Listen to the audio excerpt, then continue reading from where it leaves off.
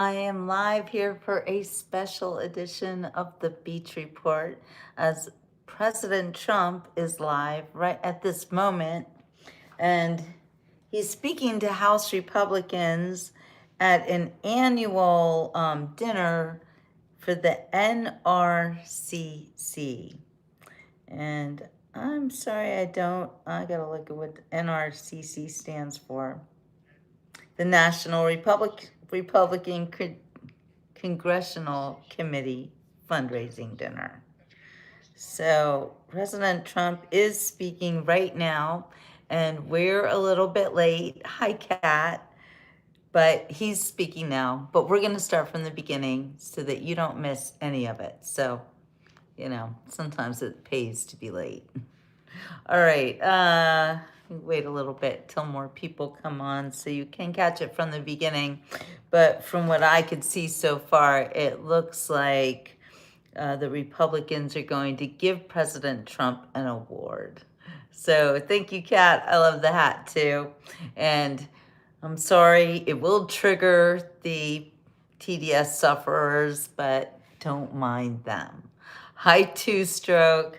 Welcome to the special edition of the Beach Report as we listen to President Trump, and he's going to address House Republicans. But right now, I believe he's going to get an award. Again, this is delayed. This is later than what's happening right now, but President Trump is live right now. There you are, Donna. All right, now Donna's here, so we can go live. What do you think? You guys ready? All right, let me put it on for you. Hold on. One more surprise, one more record broken. We were just talking about it a moment ago, and he said, go ahead and tell the people. Last year at this event, we broke the all-time record for the spring dinner at $35 million. And tonight, because of your generosity and because you're a part of this team, we raised $37 million. Hi, Gretchen. Thank you. 3 naps. Well, I hope you're wide awake now so you can listen to President Trump. That's a lot of money. That's a lot of money. Congratulations. I love when he says that. Party. We have a very hot party, and we have a group that likes to see Hi, our Jenny. country in trouble. Yeah, and we're going to do something about it. But I want to thank you for that warm welcome, Mike. You guys are great. Richard and Mike worked so hard. And thank you to all the friends and supporters and true American patriots here tonight. Richard just told me backstage that we have more donors here tonight in terms of not only the dollars, but in terms of the individual people. We want to thank you. It's a record. And it's a nice place, by the way. It looks nice. Very nice. They don't build too many of them like this anymore. But with your help this November, we'll defeat the radical left Democrats and we'll win a midterm victory like our country has never seen for whatever reason. I don't know what it is, but a president who wins, Republican or Democrat, almost always does poorly in the midterms. Nobody knows why, even if it's a successful presidency. And there are those that say this has been the first, really the best first year ever for a president. And I agree with them, I must tell you. I agree with them 100%. I agree too. We did a lot. We settled 8 wars. People sort of forget. And we're winning another one. I tell you, we're winning so big. Nobody's ever seen anything like we're doing in the Middle East with Iran. And they are negotiating, by the way, and they want to make a deal so badly, but they're afraid to say it because they figure they'll be killed by their own people. Oh, Gretchen. They're also afraid they'll be killed by us. There's never been a head of a country that wanted that job less than being the head of Iran. I don't want it.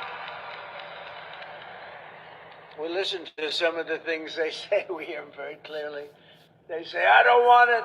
We'd like to make you the next supreme leader. No, thank you. I don't want it.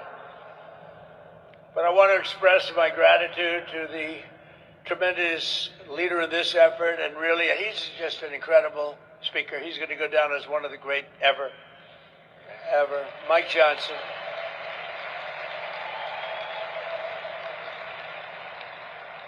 And the boss and his family, by the way, Kelly. And because of the fact that these lights are so bright, I can't see a thing in the audience, but what the hell, I know you're all friends. Otherwise, I'd get out of here very quickly. But what a job he's done. You know, think of it.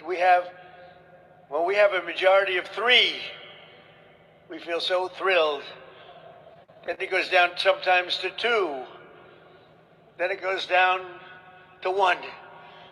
And then it goes back up to 2 or 3, and we feel rich again. It's crazy, and we're getting all of this fast. Think about the great big beautiful bill. Think of that. The great big beautiful bill, we got it done. And remember, that was a 4-year deal. That was 4 years. I said at the time, and Mike agreed, and John Thune agreed. We agreed, let's get everything done, let's put it in one, and everybody said we were crazy, would never get it passed. And that was 4 years worth of goodies. But now that we have that, we're going back for more. And we're going back for more pretty quickly. I think you're going to see some pretty good things, which we should win. But of course, the thing that we should win, and who would believe that you can't get voter ID because all of the Democrats, every single one of them, they stick together. They have lousy policy. They're not good people, but they stick together. They have horrible policy for this country, but they're like glue the way they stick together, and you have to respect that. We have some very interesting things in store, and I think we're going to have a great election, despite the fact that if you look historically, for whatever reason, you win the presidency, Republican, Democrat. So in 50 years, it's 2. Think of that. In 100 years, it's 4. And we're going to do it. We're going to do it. Nobody's done more than we have in this last short period of time. Nobody. It doesn't make sense. I've gone to people, I've asked the greatest political leaders in the country, why is it that whoever wins the presidency, not Republican, not Democrat, whoever wins the presidency doesn't do well in the midterms? And most people can't explain it. The professionals try and give you an answer. The Democrats would say, if you ask them that question, it's racism. But it pertains to you too. Oh, well, in that case, it's not racism. They always use racism. Whenever they ask a question, like voter ID, why don't you, it's racist. Do they ever have another answer other than racism? And no, it's unbelievable. It's not racism. It's voter ID. It's important for our country. And proof of citizenship is important for our country, very. And men playing in women's sports should not be allowed. That's very important. And transgender for everybody, the mutilation of our children should not be allowed. And open borders should not be allowed. Open borders where the world is allowed to pour into our country shouldn't be allowed. And because of the rules, it's really, in all fairness, you've been doing great, but because of the rules of the Senate, it's very hard for them to get the number. And again, you have those Democrats, they stick together. Think of it, they vote against voter ID. They vote against proof of citizenship. They vote against it. Now, I happen to be a fan of no mail-in ballots, even though I won Florida, which is mail-in ballots by a massive number, the highest number in history. And I won other places, but in California and other states, they cheat so badly with that. They send 38 million ballots out, and of the 38 million, they go to Democrats a hell of a lot. Democrats get sometimes 6 or 7 ballots in one household, and Republicans are calling for their ballot. They're saying, please send me my ballot. Very unfair, but I hate that. I hate mail-in ballots. I won with mail-in ballots, but I hate mail-in ballots because basically it's a way of cheating. Jimmy Carter, the single best thing he did, including his presidency, no, it wasn't giving away the Panama Canal for $1. That was not the best. But he did that. He did a lot of other things, but he did do one thing. He had a commission with Scoop Jackson and some other very respected people. And the conclusion was never allow mail-in ballots, because if you do, there'll be massive cheating, and that's what happens. We can't do it, so we have to do something about that. But that poll's not at 99%. That poll's at about 75%, 80%. But voter ID polls at 96%, 97, 98% with Republicans. 86% just came out with both Republicans and Democrats. The only one that fight it are the Democrat leaders, because they want to cheat. The only reason you say, that's the only reason, I don't want voter identification with a picture. I always add with a picture, it's true. And the only reason you don't want that is because you want to cheat. And they do cheat, and we can't let them get away with it. So we have to keep that fight going. cheating. We have to get voter ID, and we have to get proof of citizenship. It's so important, one of the most important things we can do. Hey, Mav. So I want to thank House Majority Leader, a brave guy. Oh boy, I was with him that night where he wasn't supposed to make it. Steve Scalise, he is great. What a strong guy. Where are you, Steve? We love Steve. Oh, there he is. We love Steve. What a thing he went through. And then he went through another battle too, and he's a tough cookie. He outlasted it all. I was with his wife, his family that night, that horrible night, and the doctor told me, very, very small chance. And here he is. I actually think he's a better looking man now than he was a few years ago. I actually think he's better looking. I don't know what the hell he did. I think he had the greatest doctors in history. He's a better looking man now. Also, another great looking guy. He was born good looking, and he's got an even better looking wife. His wife is a winner. House Majority Whip Tom Emmer. Where's Tom? Where's Tom? Hello, Tom. He's great. Great guy. Conference Chair, Lisa McLean. Thank you, Lisa. Thank you, Lisa. Thank you, Tom. NRCC Chairman Richard Hudson, who does such a good job all the time. All the time. Deputy Chairman of the NRCC, a guy who worked for me for 6 years. And when they said, we want to take him, could we share him? Then I knew he was good. And then his congressional seat came up in Georgia where he lived, and he said, sir, my dream is to be a congressman. Would it be okay if I ran? I said, no, I don't want you to run. I want you to stay with me. Please stay with me. He said, please. I said, all right, I'll let you run.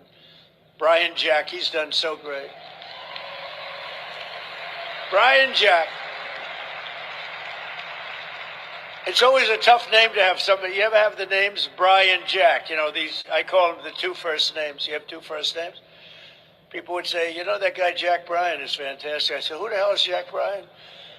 I had that the other day. He was telling me what a great guy Jack Bryan is. I say, who is he? He's a congressman. I said, listen, I know the congressman. There's nobody named Jack Bryan. But he was talking about Brian Jack. Brian, you're a tremendous guy. Really understands, loves politics, loves being a congressman. And dozens of Republican warriors in the House. You're incredible people, and you are warriors, and you have to take a lot of fake news like I do. We take so much fake news. You know, if you listen to the news, you think we're losing a war in Iran where we're decimating the other side. I mean, the better ones have us doing okay. We are decimating. They've got no Navy. They've got no anything. The whole thing is, and then you watch the news. I said, oh, I thought we were doing better than that. The fake news really has to change because people, you know, when you can win an election with 94% negative stories and you win it in a landslide, there's something wrong with the news because it shouldn't be happening. And, you know, they used to have 96% approval rating. They just edged out at 14. I'm extremely proud of that, actually. I've exposed them for being fake news. And we are going to hopefully change that because I think you really need great news to be great, and they are not great, and they're not leading us to greatness, but we are going to lead us to greatness. We're also joined tonight by many of our terrific MAGA majority candidates, a group of new candidates from across the country who will help grow our margin in the House, including Jay Feely, great football player. Kevin Lincoln, Joe Mitchell, Lori Buckhout. Hi, Lori. Mike LaPetri, Tano Tijerina, and Eric Flores, all new and all leading and all going to win big. Thank you very much. Welcome to a group of outstanding people. And let's get them all. You know what? We have to get them across the finish line. We've raised more money than we ever have, and we're raising a lot more. You know, I did something I haven't done this as a candidate. I saw the great job that Mike had done, and they had raised a lot of money for the evening. And the greatest thing about being president is you don't have to make contributions, you know? Nobody ever asks you for money. They want your endorsement, but nobody ever asks for money. It's great. I said, it's the only thing where I save money in this business. Nobody ever asked, but I saw Mike the other night. I did something that I never do. And I don't do this bragging. I do it because it's fun to talk about. He was close to raising $20 million.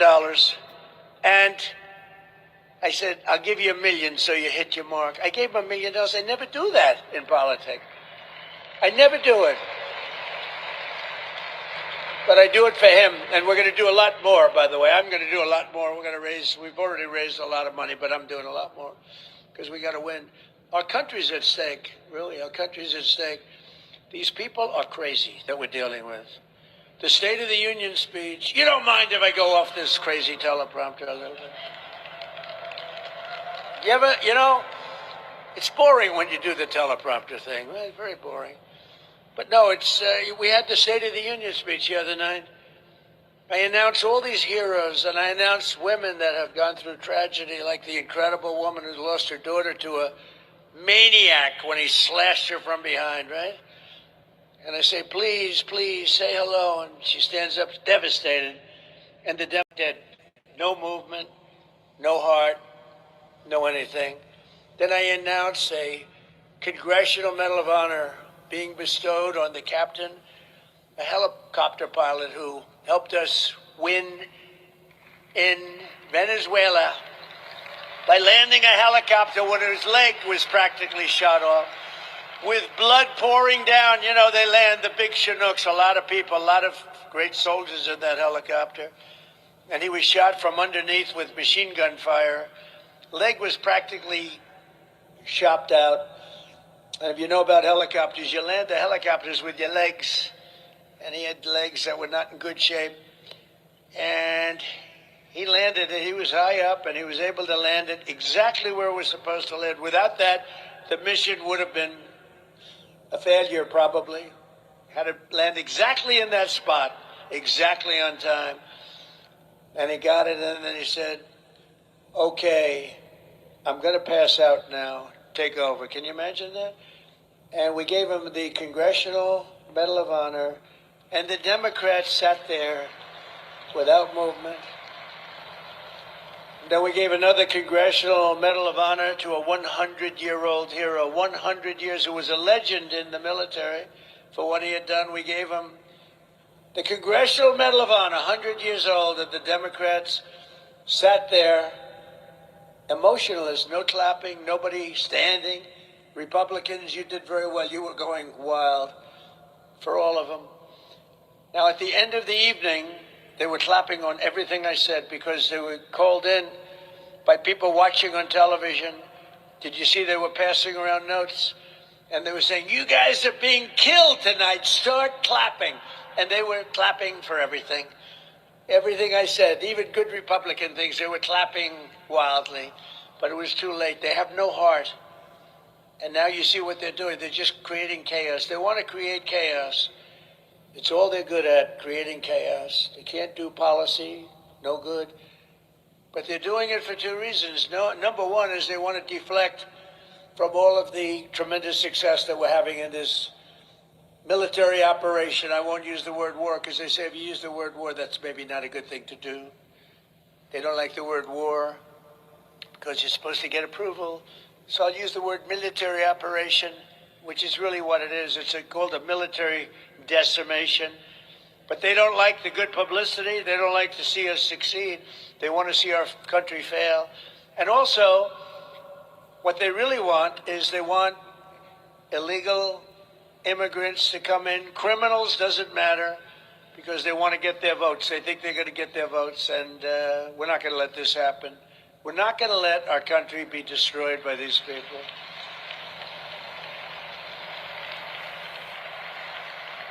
So 16 months ago, with the help of many people in this room, we saved our country in the most important electoral victory in American history. Could be. Let me ask you, let's do a poll, fake poll. We'll do a real poll. We're tired of those fake polls. I get so many. Although I got one yesterday from CNN. What is the percentage of people in MAGA, which is most of the Republican Party, by the way, that support the president? The number was 100%. Do you believe it? In fact, he went wild. Harry, he went wild. It may be the last time he ever does the show, but these are okay. It was 100%. Even I was surprised at that. That was pretty good. But we won all 7 swing states by millions and millions of votes. We won the Electoral College by 312 to 226. We won the popular vote for the first time of any Republican in many decades. And biggest of all is we won, that's where you see all red, except for the 2 little blue lines on the edge on the map. We won 86% of all counties in America, 2,700 to 525. That's pretty good. That's what they call a slaughter. And together, the Trump administration and our Republican majorities in Congress won a mandate from the American people. And every day since, we've been fighting to keep our promises and to, in the true sense, the greatest expression, the greatest motto, call it a logo, call it whatever you want, the greatest phrase in the history of politics, make America great again. It really is great. It's the greatest. And we probably have to start, we'll never abandon that phrase, but we'll probably have to start changing, because when you say make America great again, that means it's not great now. We've made America great. We've rebuilt our military. You know, I rebuilt our military in the first term. I didn't think I'd use it this much, but we've used it, and there's no military like it anywhere in the world. We have the greatest military anywhere in the world, and it's not even close.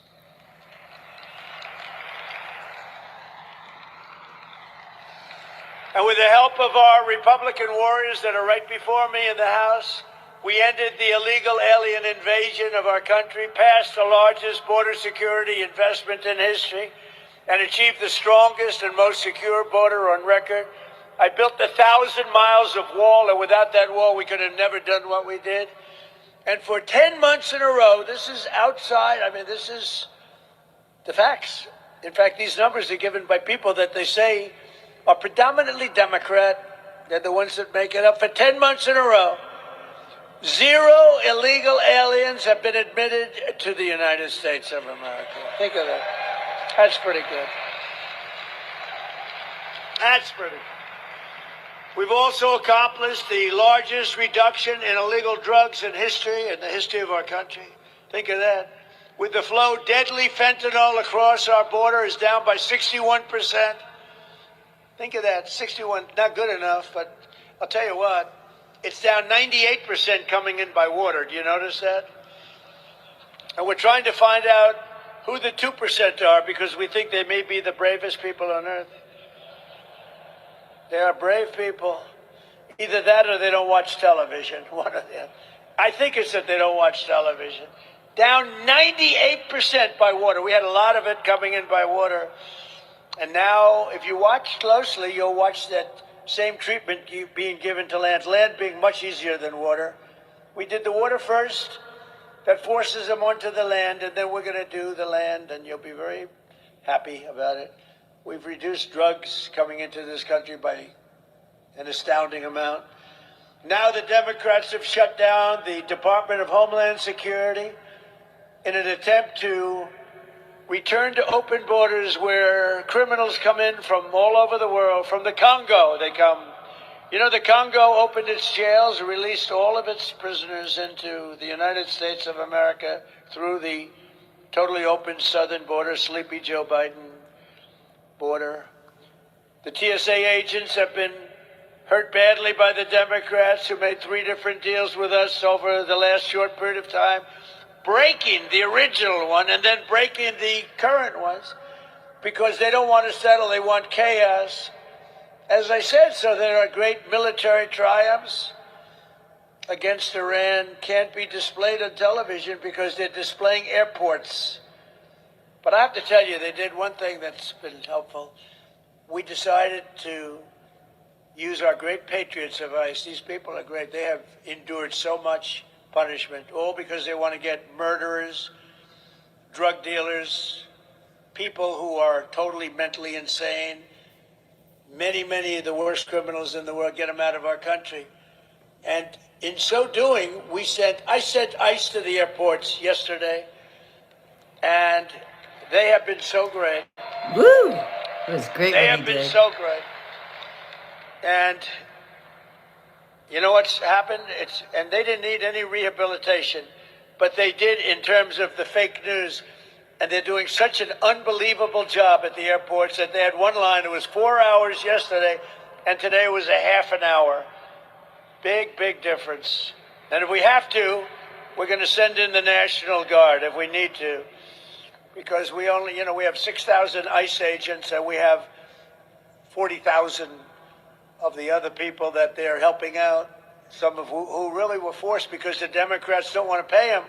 The Democrats don't want to pay them. You have to remember that. The radical left Democrats need to get DHS back and open immediately together. We're going to make with them, not the Democrats, because they've gone out of their way to make our country unsafe. And remember that, according to them, it's a war. They're doing this during a war. They're doing this during a war. We're not supposed to be doing it. But we're going to make America totally safe again very quickly. The largest drop. We had the largest drop in violent crime in our country, despite all of these criminals that have been allowed in, murderers. Despite all, think of it, 11,888 murderers allowed into our country, many of which, more than 50% killed more than one person. Thank you very much, Joe Biden. Thank you to Kamala, who was the border czar, who never went to the border and never made one phone call to Border Patrol. The Border Patrol is incredible. They've never had a phone call from her. 4 years. But they get phone calls from me every single day. How are we doing on the border? How are we doing on the border, Paul? How are we doing? How are we doing, Brandon, on the border? And we got it down to where people don't come anymore. So obviously now it's easy. They used to storm the fences. Now they don't come anymore because they know they're not getting in. But think of it, the murder rate, despite the fact that they allowed massive numbers of criminals into our country, is the lowest it's been in 125 years. 1900. Before my father was born. Before my father, Fred, who was the greatest, my father was born. After that, think of that, 125 years, and we've achieved a miracle right here in our nation's capital where we have a safe city. You can walk to work. You can walk to Congress. You can walk to the Capitol. You can walk to the White House.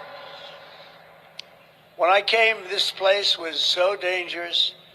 We were having 2 and 3 people killed every single week. Now you don't see it at all. We have actually, in a very short period of time, we've already done it, but in a very short period of time, we have one of the safe. Washington, D.C. is right now from one of the most unsafe cities anywhere in this country, is now one of the most safe cities anywhere in the country. We have done a great job. And that's not just by having great people from our military there, National Guard. It's because we removed 4,000 hardened criminals out of our city and out of our country.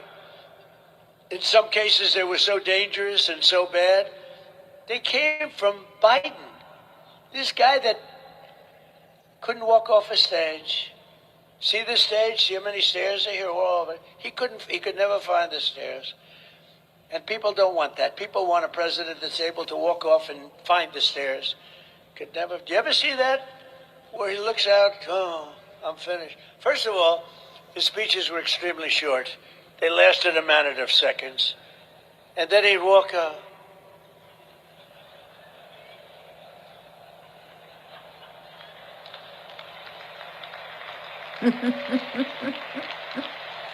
He's so funny. Terry, the total embarrassment was Biden. Look. Come on. I couldn't stand. He was probably a nice guy. I couldn't stand this guy. You ever see the weaponization? If we look at somebody, Donald Trump is weaponizing government. Yeah, We've right. done just the opposite, unfortunately. Unfortunately. I hope they're looking at some of these criminals that cheated on the election. I hope they're looking at them. Because what they did to us and what they did is incredible. But I looked at Biden, and he weaponized like nobody's ever been weaponized before. Me, forget about me, so many people, Republicans, many of you in the audience, Congress people, many of my friends, you were taped and your phone was taken away, right, Scott? A lot of things happened that were very bad. They weaponized. But the fake news will say, oh, Donald Trump mentioned a dirty cop named Comey, and therefore he's weaponizing government. No, they weaponized, and we're not going to let them happen. And I think Comer and all these guys, you're out there someplace, I think, because I can't see a damn thing with these stupid lights they have up. But I want to thank you, Jim Jordan, Comer. Where are those guys? Where I stand up, you deserve it. I have to take your recommendations. They have to take your recommendations and they have to act. They have to act. We can't just be sending out all these 100% recommendations and nothing happens. But I want to thank Speaker Johnson, the Republican Congress. We also passed the largest tax cuts in American history. Think of it. With a great, big, beautiful bill, we delivered no tax on tips, no tax on overtime, no tax on Social Security for our great seniors. Think of this. I mean, think of the no tax on tips. You know how I got that one? A lot of people hire consultants. You all pay them millions and millions of dollars.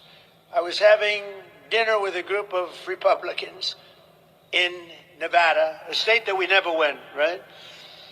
And this waitress comes over.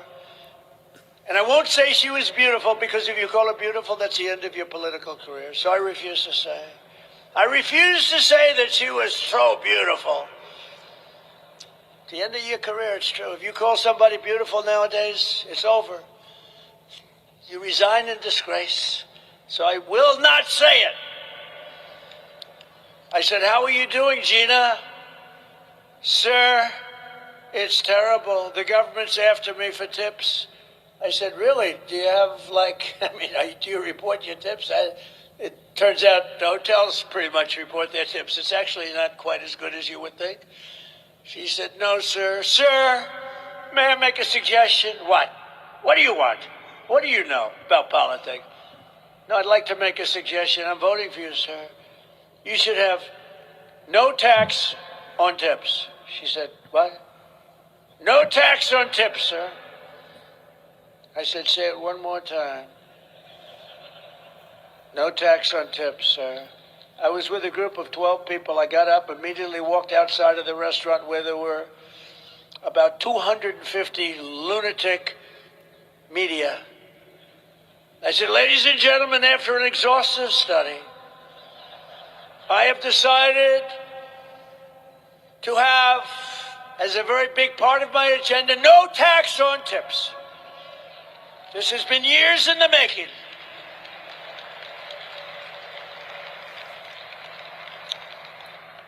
And I won Nevada in a landslide. You know, I kept saying, well, the problem is she's just going to follow me up, you know. Kamala, real genius, she's going to follow me up. She waited months, and then just before the election, she said no tax on tips, and they left at her. It was over. We had the issue. We killed them on that issue. We won Nevada, which you never win. You know, Republicans don't win it very much. It was many, many years. But we had a great election. That was a great election. But I ask you this, I want to do this. Which was the bigger and more important election? Okay, I'm going to ask you, then I'm going to ask you just to cheer one way or the other. Because we had two great elections. We had three. Because 2020 was equally good, but they cheated. Millions of votes. Dirty cheats. Dirty, rotten cheaters.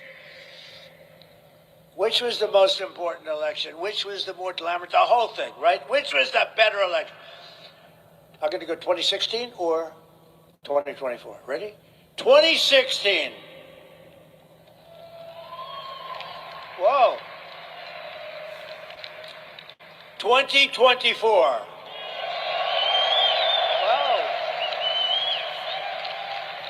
Could be right. A lot of people feel that way. I mean, 2016 was unique because somebody that had never done this before won. I never did it before. I went to Washington. I didn't know anybody. I was lonely. I said, do you have any people that are any good? And some rhinos gave me some names that I didn't like too much. But we had great people. You know, we rebuilt our military. 2016, that 4-year period, we rebuilt our military. We got the largest tax cut in history, superseded now by what we did in 2024 with a great, big, beautiful bill. I love the great, big, beautiful bill. But we did a lot. We did a lot. We had a great first term, but our second term is blowing it away. It's blowing every term. So far, it's blowing every term of every president away. And soon, you know, we hit, I have to say, we're going so smooth. And I say, I hate to do it, but somebody has to. For 47 years, no president had the guts to do what you had to do. And we hit 50,000 on the Dow. Everyone said, well, 50,000 will take place in 5 or 6 years. There's no way you can do it during his term. I did it in the first year. Then they said, you'll never reach 7,000 on the S&P, Standard & Poor's. You'll never reach 7. We did it in the first year. We were going like a rocket ship. The market was good. Everything was good. And then I said, we're going to have to do something about Iran because they're going to have a nuclear weapon very soon, and they're crazy. They're crazy. They're out of their minds. And we have to stop them. And I say, well, we're going to take a big hit. We're going to go through this certain route, and we'll get right back here, but we have to go and stop them. Every president should have done it. I heard that today Blinken made a statement that he should have done it. Thanks a lot, Blinken. I appreciate it. Blinken is Biden's guy, I guess. Who the hell knows who he is? He's his guy. But he came out with a statement that they should have done it. They made a mistake. They should have done it, and other presidents should have done it. Obama should have done it. Obama was worse. Obama gave them the absolute right, title, and interest, gave everything to Iran. You remember that? When Bibi Netanyahu came over and begged him not to do it, he gave Iran the right to have a nuclear weapon at the highest level within a very short period of time. And I terminated that agreement as soon as I came to office.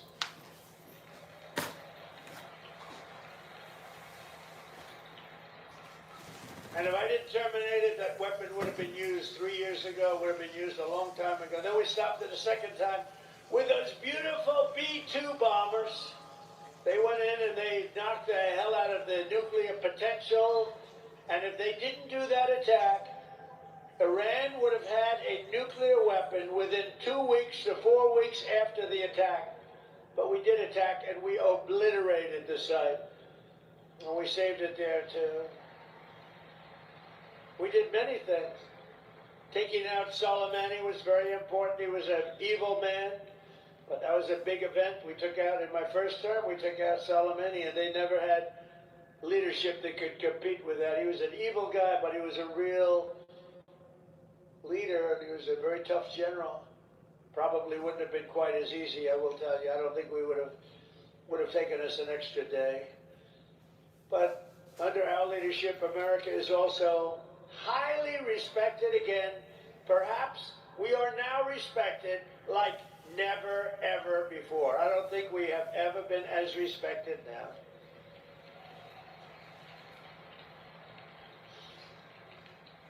You know, if you think about it, a year and a half ago, our country was viewed as a joke. We were a joke. All over the world, they were laughing at us, how stupid we were, how weak, how pathetic. Now we have the hottest country anywhere in the world. We're the hottest country in the world. King of Saudi Arabia said it. He said, sir, I was in Saudi Arabia, came back with $2 trillion for our country. I came back with $2 trillion from Saudi, $2 trillion from Qatar, $2 trillion from UAE. All they're great. They're all fighting. They got hit. Nobody expected they were going to get hit. It made them angry, and they came to our side immediately, all of them, and others. But I came back, and I remember the statement like yesterday. He said, sir, King of Saudi Arabia, he said, 2 years ago, you were a dead country, and now you're the hottest country in the world. Congratulations. It's true. We're the hottest country anywhere in the world. There's nobody close. We're the most powerful military. We have the most powerful military. You saw that in Venezuela. 1 hour, the war was over. And, you know, this is a larger country now that we're fighting. But the war essentially ended a few days after we went in. We knocked out their Navy. We knocked out everything. It's amazing. We have the greatest military. We make the greatest military equipment. And now, if you notice, I said, you got to make it faster. Got to make more of it because we need it. All made in America, but we make the greatest. You know, we had an attack. 100 missiles were shot by Iran at a very important thing that we had. I won't tell you what it was for certain reasons. 100 missiles going 2,000 miles an hour were coming at this element of importance, tremendous power and importance. And of the 100 missiles coming at us, 100 missiles were immediately shot down, shot out of the air, fall into the sea. Think of it. Not one missile got through. That was the Patriot system. It's great. We have the best equipment in the world. We have the best military, the most powerful, most lethal military in the world by far. Earlier this year, in a stunning display of American military strength and skill, we apprehended the outlaw Victor, you know this, from Venezuela, named Nicolas Maduro, and brought him to face American justice. He's been killing people for a long period of time with drugs and everything else, but killing people, a violent man. We went in and we got him out of his house, and his house was located in a military base with thousands of soldiers, and we went in so violently that everybody said, we'll pass. Then they came back and waved goodbye as he flew out in a helicopter. The soldiers would say, bye, leave us alone. Thanks to the men and women in the room, we made a $1 trillion investment in the United States Armed Forces, and we now have the strongest and most powerful military that the world has ever seen. Nobody close, nobody close. And the situation in Iran is also a stark reminder of just how high the stakes are for the midterm elections. If Democrats had won in 2024, our country would right now be a nation in terminal decline. I don't even know if we'd have a nation right now.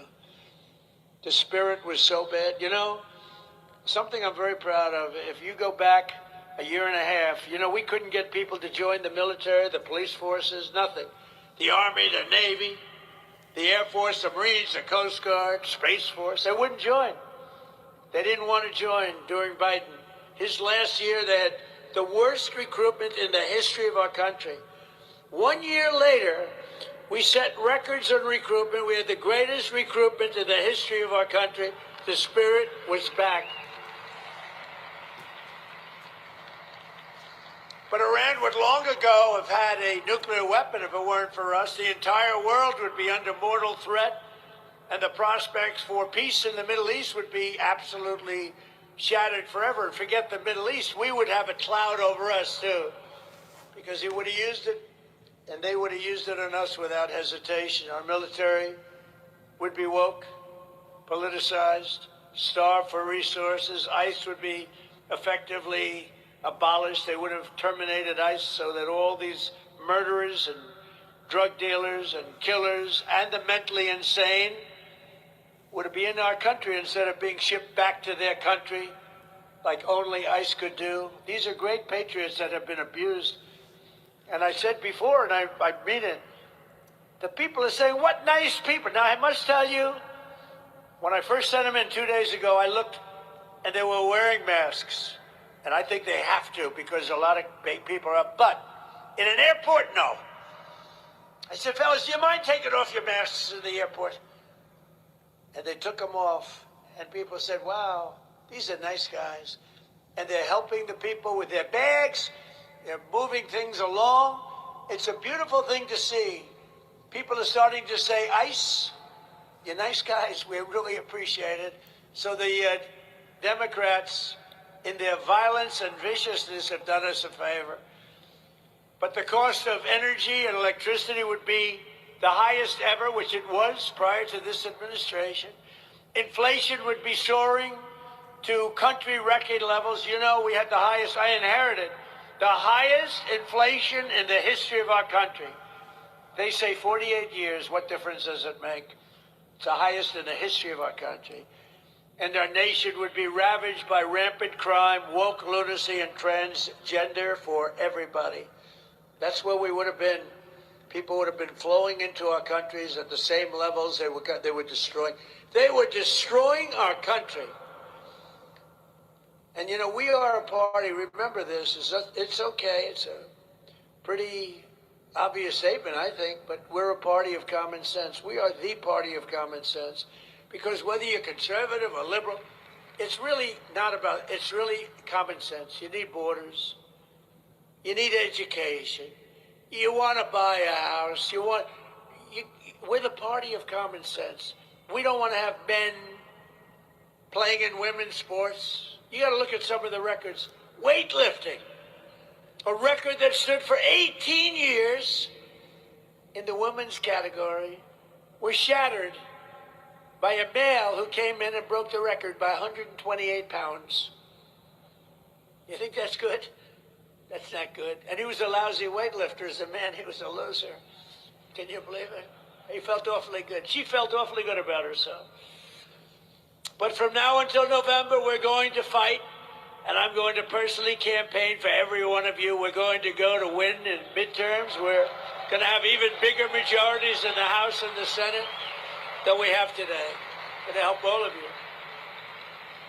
Americans saw the true and craven nature of congressional Democrats during my State of the Union, and we're not going to let that happen again. They really are. They're a party, and it's terrible to talk. I want it to be the old way where they got, you know, Democrats, Republicans used to get together, have lunch, and then they'd fight a little bit, and, you know.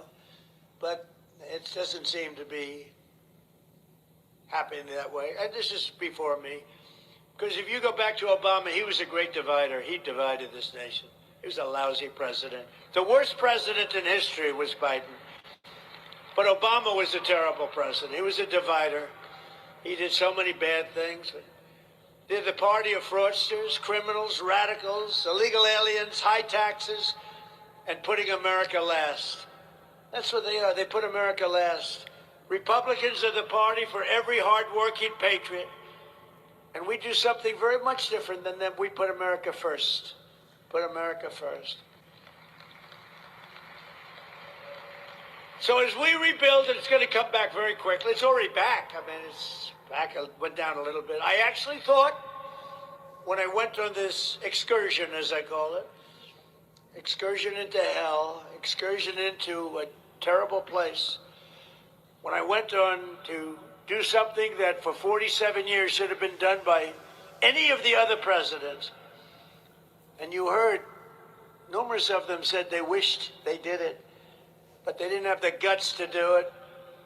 We had no choice. But I thought it would be much worse. I thought that the energy prices, oil price would go up higher. I thought the stock market would go somewhat lower. But it didn't matter to me. Short term, What we had to do is get rid of the cancer. We had to cut out the cancer. The cancer was Iran with a nuclear weapon. And we've cut it out. Now we're going to finish it off. As we rebuild the greatest economy in history, a top priority must be to bring down the cost of living. And we were doing that, and we are doing that at a record clip. You know, they had a phrase, all these phrases that they came up with, like, they're the ones that caused prices to go up. They had the highest prices, and we're bringing down the prices with the worst inflation, which has come way down. You know, the last 2 months, or last 3 months, actually, inflation was 1.4%. But we're ending high prices with tax cuts, deregulation, and frankly, again, the words common sense. For years, big insurance companies have gotten rich with our government, giving them hundreds of billions of dollars. And under the Great Healthcare Plan, that's what we call it, capital G, capital H, capital P. The Great Healthcare Plan, I'm urging Congress to halt all payments to big insurance companies, which are literally controlling the Democrat Party. They have total control over the Democrats. That's why you can't make a deal with them.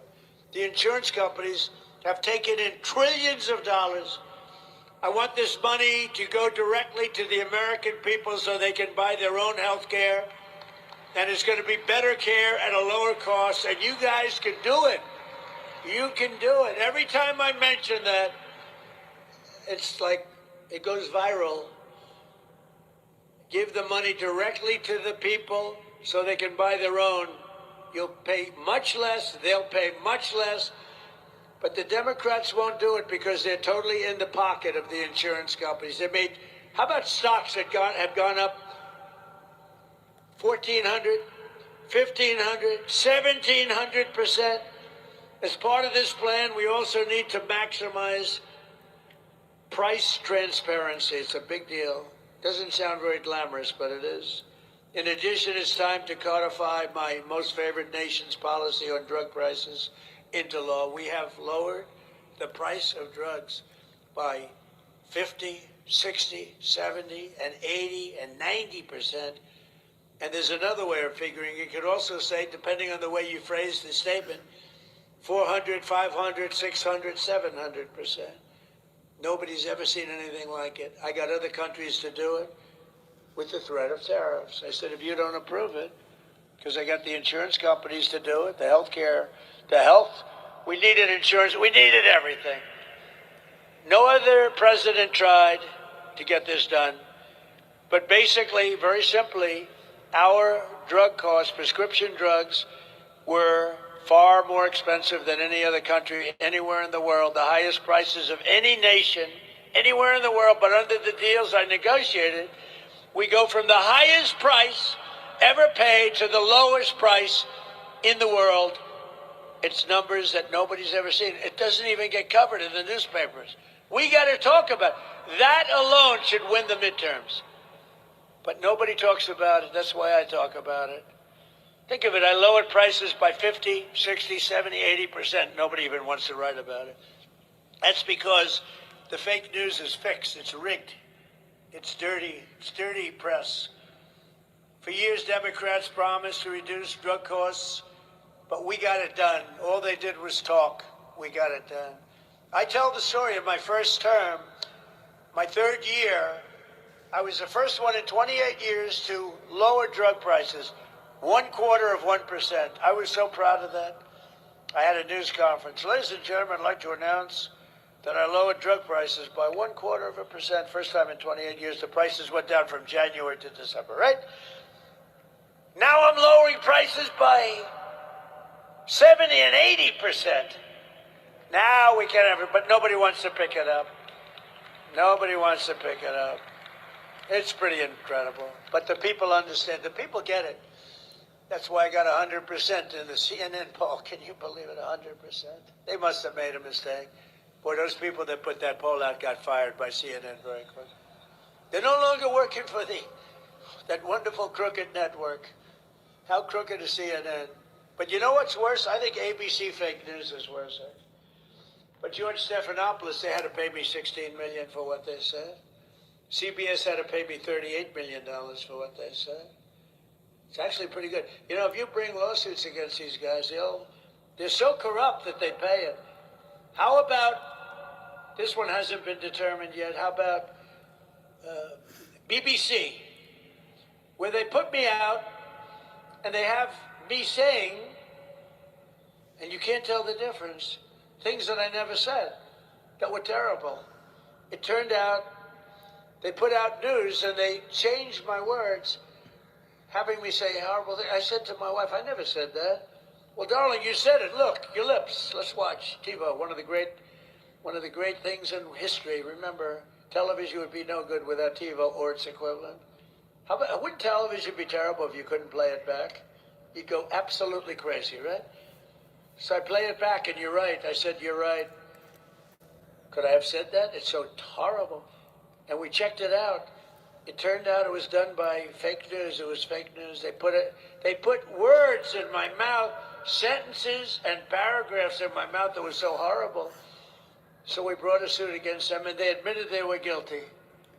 They admitted. Can you believe that's how crooked they are? Now it's only a question of how much do I get. No, they have to be taught a lesson because they're crooked. They're crooked people. You know, I always say you need great borders. You need great borders, and you really need fair press. And we don't have fair. We have good borders now. We're good. We're the best we've ever been. I think we probably the best. We are considered the best. We are the best at the border that we've ever been. But we have news that's really terrible. And the other thing you need is you need fair, free, safe, honest elections. You need that. And the only way you're going to get that is the Save America Act. Pass the Save Gotta America add Act. America. Oh, when I watch these people, they hate saying Save America Act. They always say the Save Act. Nobody knows what the hell the Save Act means. Save America is good. The Save Act, are you trying to save terrorism? What are you trying to? It could be you're saving anything. It's called Save America Act. Please don't let them. You know, I saw last night on another fake network, the Save Act. It's not. It's called the Save America Act. I saw Schumer the other night. We will stop Save America. And our great First Lady, who now turns out to be a fantastic movie star. Do you believe this? She had the #1 movie. Now she's #1 on streaming. And you can't have 2 stars in one family, so this is not good. I've always said you can't have stars. There's only room for 1 star in a family. This is not a good sign. Now she has the #1 movie, and now she's got #1 on streaming. There's no talking to her. Darling, congratulations on being #1. Oh, thank you, darling. There's no talking to her.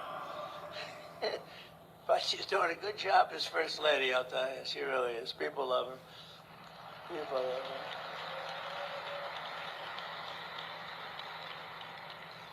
But in our quest to restore public safety, we also need accountability for corrupt Democrat officials who conspire to obstruct federal law.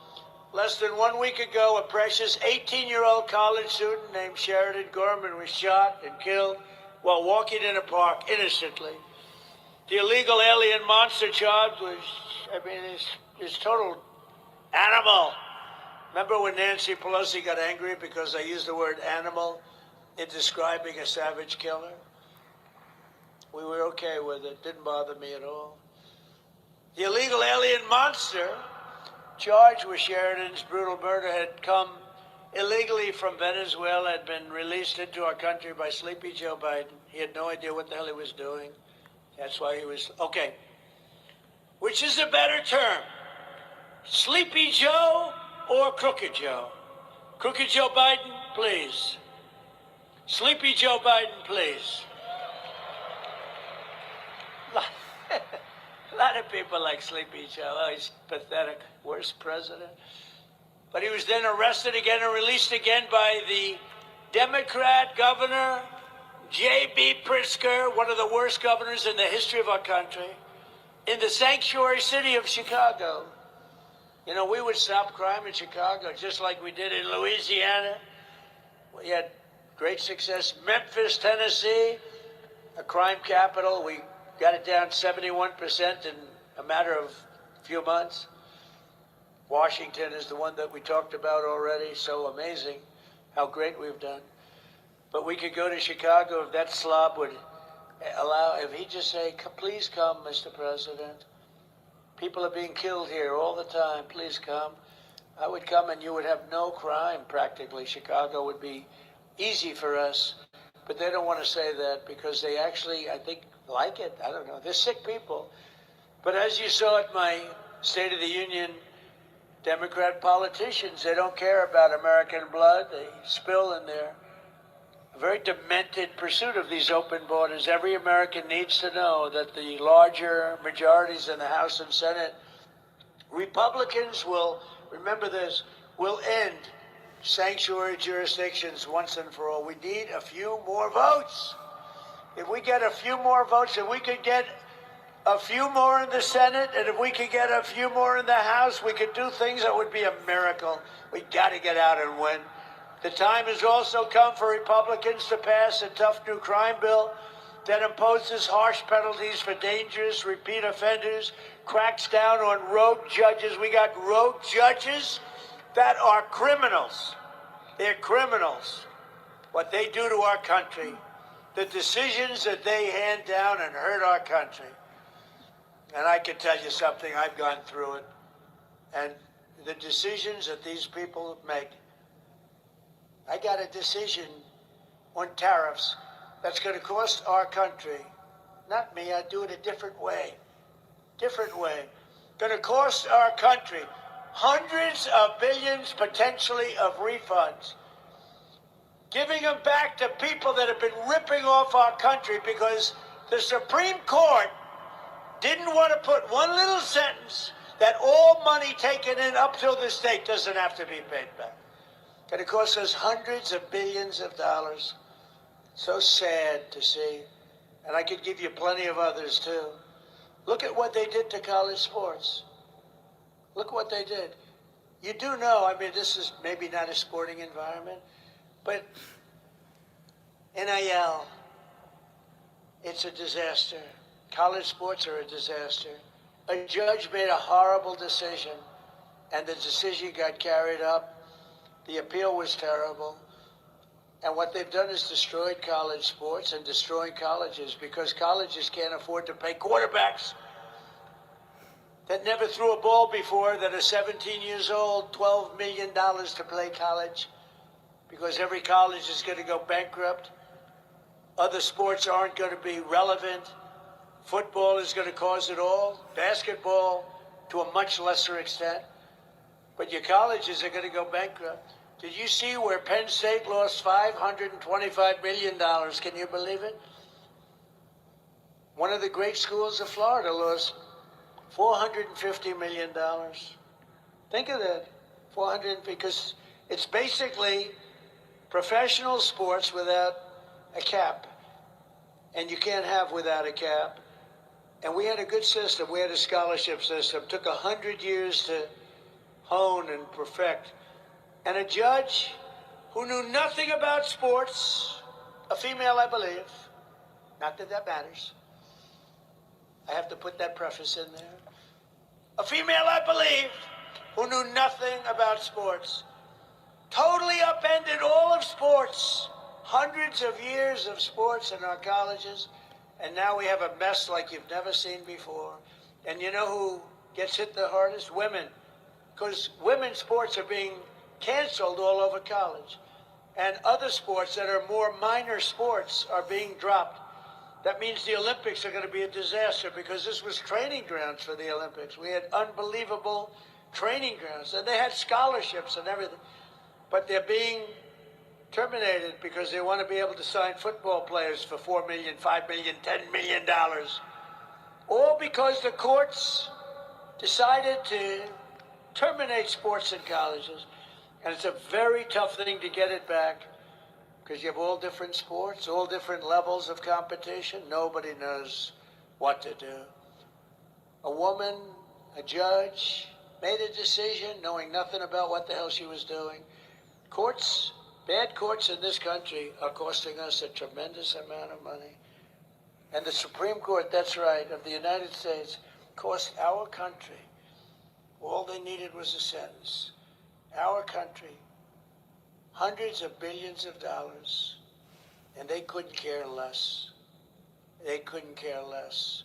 And not that it matters, doesn't matter at all. But two of the people that voted for that, I appointed. And they sicken me. They sicken me. Because they're bad for our country.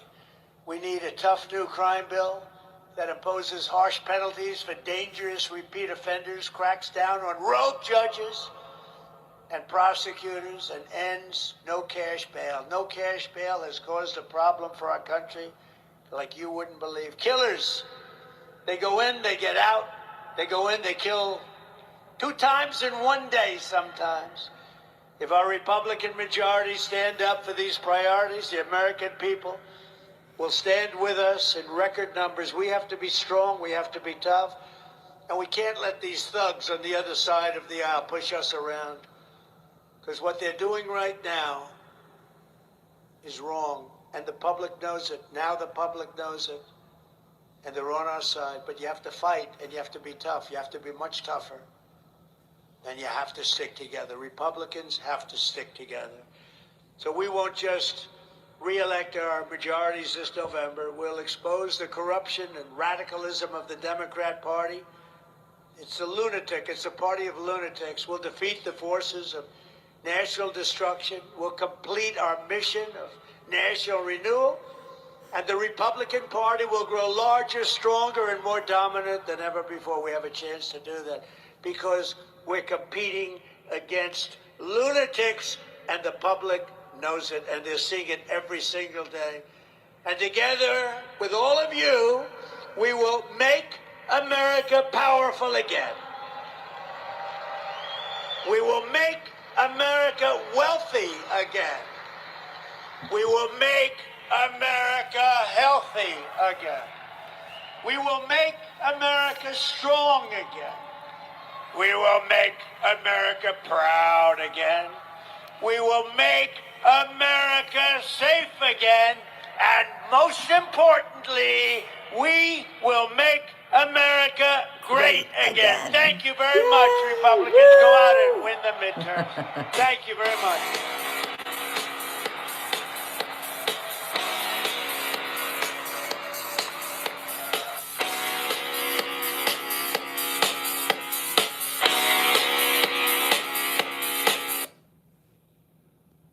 Okay, well, I don't need the music to completely ruin the show. So anyway, so that was President Trump talking to the Republicans, and it was a speech that sounded a lot like his campaign speeches, but even better because he has done the things that he promised he would do.